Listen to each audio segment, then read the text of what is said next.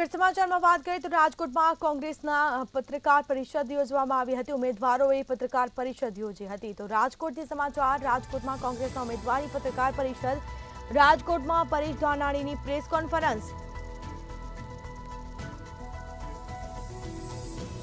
તો લલિત ગગથરા સહિતના અગ્રણીઓ ખાસ રીતે ઉપસ્થિત જોવા મળ્યા। ધાનાણીએ કર્યા ભાજપ પર આકરા પ્રહારો। કમનસીબે વિધાનસભા વિરોધ પક્ષ વિહોણી બની છે। ભાજપના કાર્યકરો ખુરશી સાફ કરવાનું કામ કરે છે। તો ધાનાણીએ ભાજપ પર આકરા પ્રહારો કર્યા હતા।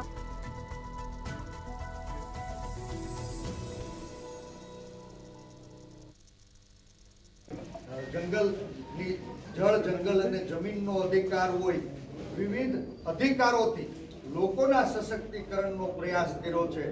માણસ, આ દેશનો દરેક વ્યક્તિ આ દેશનો સાચો માલિક છે। સામાન્ય માણસ મજબૂત થશે તો મારું ભારત મહાન થશે।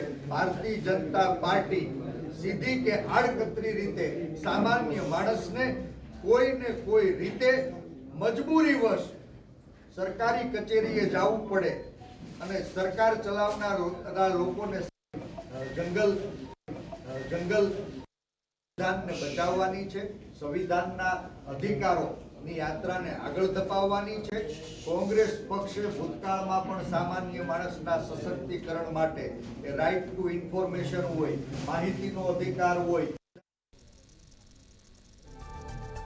તો રાજકોટમાં કોંગ્રેસ ઉમેદવારની પત્રકાર પરિષદ, રાજકોટમાં પરેશ ધાનાણીની પ્રેસ કોન્ફરન્સ, લલિત ગગથરા સહિતના અગ્રણી નેતાઓ ઉપસ્થિત। ધાનાણીએ ભાજપ પર આકરા પ્રહારો પણ કર્યા।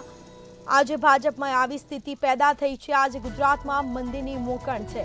બેરોજગારી આસમાને પહોંચી, યુવાનોને નોકરી નથી મળતી, ખેડૂતોને પોષણક્ષમ ભાવ નથી મળતા।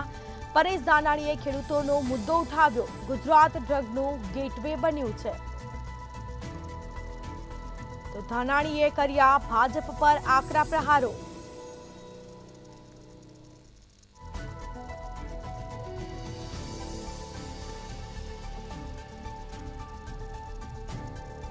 તો રાજકોટમાં પરેશ ધાનાણીની પ્રેસ કોન્ફરન્સ, લલિત ગગથરા સહિતના અગ્રણી પણ ઉપસ્થિત રહ્યા।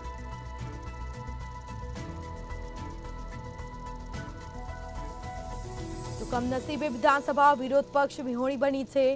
ભાજપના કાર્યકરો ખુરશી સાફ કરવાનું કામ કરે છે। તો આજે ભાજપમાં આવી સ્થિતિ પેદા થઈ છે। ગુજરાતમાં મંદીની મોકણ છે, બેરોજગારી આસમાને પહોંચી, આકરા પ્રહારો કર્યા ભાજપ પર ધાનાણીએ।